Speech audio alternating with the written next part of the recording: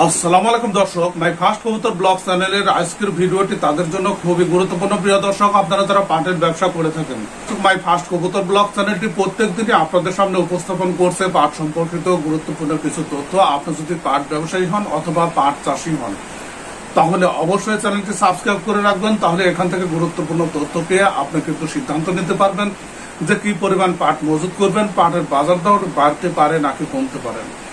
প্রিয় দর্শক, my first কবুতর ব্লগ চ্যানেলটি বিভিন্ন জেলা সম্পর্কে তথ্য উপস্থাপন করে নিয়মিত। প্রিয় দর্শক, আজকেও আপনাদের সামনে উপস্থাপন করা হবে চুয়াডাঙ্গা জেলার তথ্য। চুয়াডাঙ্গায় পাটের আবাদ কি পরিমাণ হয়েছে এবং সেখানে পাটের উৎপাদন কেমন হয়েছে এবং লক্ষ্যমাত্রা কতটুকু ছিল এবং উৎপাদন কতটুকু হয়েছে, এই সংক্রান্ত তথ্য আপনি যদি জানতে চান অবশ্যই চ্যানেলটি সাবস্ক্রাইব করে রাখবেন এবং নিয়মিত এই সংক্রান্ত ভিডিও আপনি দেখতে পাবেন।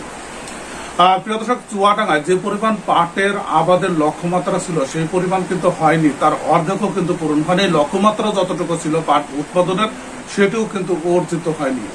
এমনকি সেখানে যে পরিমাণ পাট উৎপাদিত হয় বিঘা প্রতি এবছর কিন্তু সেটিও হয়নি। তার মানে চুয়াডাঙ্গায় যে পরিমাণ পাটের চাহিদা সেটি কিন্তু পূরণ হবে না এবং হয়নি, যার কারণে কিন্তু চুয়াডাঙ্গা পাটের বাজার দর বৃদ্ধির বড় ধরনের একটি সম্ভাবনা রয়েছে। প্রিয় দর্শক, এই সংক্রান্ত দারুণ একটি তথ্য তুলে ধরেছে বাংলাদেশ প্রতিদিন এবং এই নিউজটি করা হয়েছে বুধবার 25শে সেপ্টেম্বর অর্থাৎ আজকে। এখানে যে হেডিংটি করা হয়েছে, বলা হয়েছে যে পাট চাষ লক্ষ্যমাত্রার অর্ধেকও হয়নি।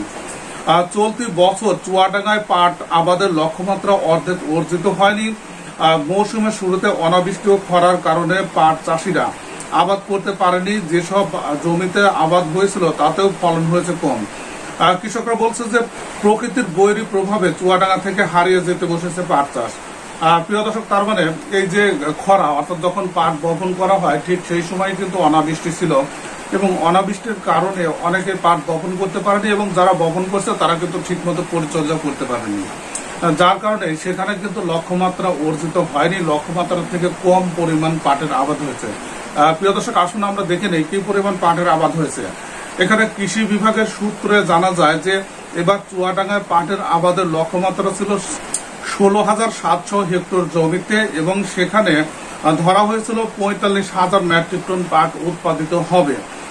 কিন্তু সেখানে তার বিপরীতে মাত্র 7,460 হেক্টর জমিতে পাটের চাষ হয়েছে। তার মানে অর্ধেক পরিমাণও কিন্তু পাটের আবাদ এবছর হয়নি এবং 20,000 মেট্রিক টনের মতো পাট উৎপাদিত হয়েছে। তার মানে এখানে 45,000 মেট্রিক টন যদিও লক্ষ্যমাত্রা ছিল কিন্তু সেখানে তার অর্ধেকও কিন্তু উৎপাদিত হয়নি এবং এখানে অনাবৃষ্টিটাকে বেশি দায়ী করা হচ্ছে।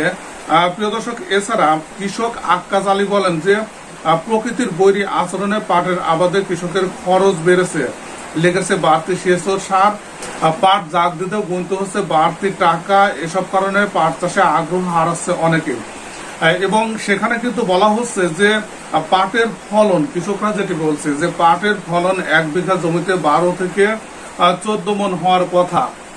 প্রিয় দর্শক, পাটের ফলন সম্পর্কে এখানে কিন্তু একটি সমস্যা আছে, কারণ পাটের ফলন 12 থেকে 14 মন এটি কিন্তু খুব বেশি অঞ্চলে দেখা যায় না।